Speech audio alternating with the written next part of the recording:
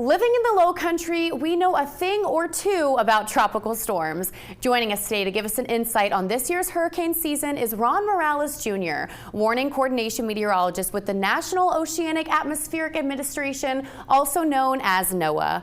Ron, thank you so much for sitting here with us today. You bet. Thank you for having me. So I do have to ask, what is a warning coordination meteorologist? How does it differ from a regular meteorologist?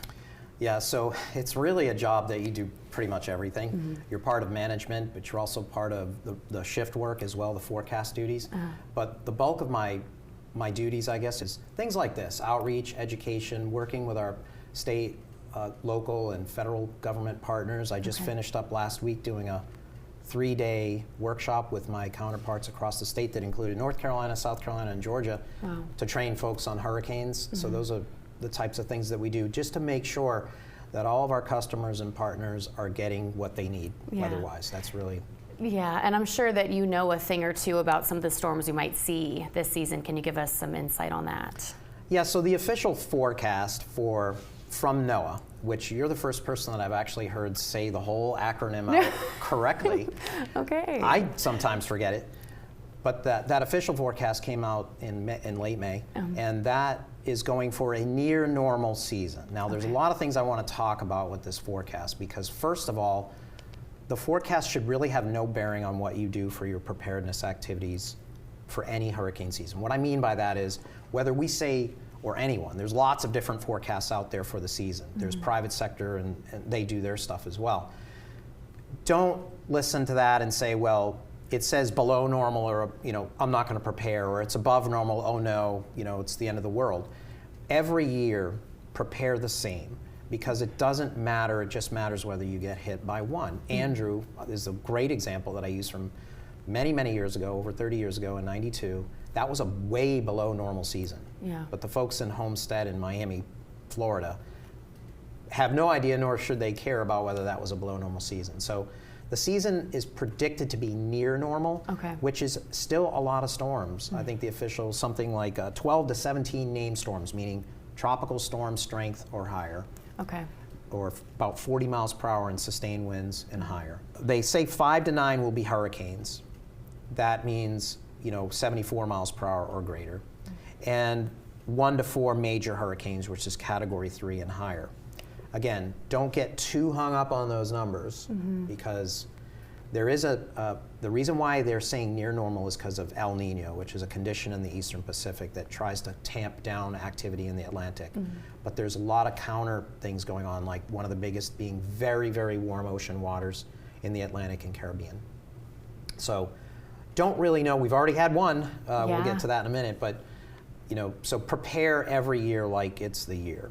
Okay, so it's always better to over-prepare, always. Is what you're saying? You can't over-prepare, actually. It's impossible. In fact, over-prepare if you want to use that word, but you can never do too much. So do we have a couple names of the storms we can expect to see this year? Yeah, so the names that have come out, actually we've already used Arlene a few weeks ago. That was a little storm that was in the eastern Gulf of Mexico. Then it goes into Brett and Cindy, all the way to the end, which is Whitney, which I believe is 21 named storms. So this is the official list. This list gets rotated every 6 years.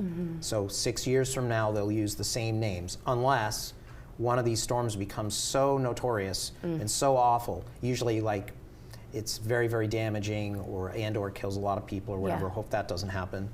Then they'll retire that name and replace it. If we go past this list, there's another list that they've have developed that we can go into. So Ron, I do have to ask you, when you hear the word evacuate, freaks a lot of people out, but some people don't know whether they should listen to the evacuation notice or they should hunker down. How do they know what to do? It's actually pretty simple of what to do. What's not simple, and I'll get to after, is actually doing it. But if you are evacuated, you are being evacuated for a reason, and that reason mainly is for storm surge inundation. In other words, the water coming from the ocean, pushed by the hurricane, over land that's normally not wet in the tidal region. So that's set for a reason. So you really should heed the instructions of the authorities of the county and state and so forth when they order that. We provide information for that decision, but we do not take part in the evacuation order itself. That's, in this state, That's the governor that makes that call.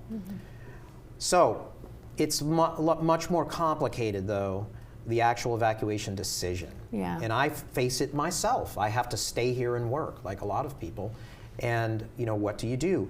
Where do you go? Do you have a place to go? Can you afford to go somewhere? It's $200 minimum a day to evacuate a family plus food and all that. So very, very complex decision for folks that live near the shore. That's why you want to start thinking about this long before it happens and not try to formulate a plan as it's happening. Absolutely, and that comes with the being prepared for the worst. That's always. right. And so where can people go for information to stay on top of things, to you know, go further into this topic? Well, we hope that the credible sources would be local media like yourself.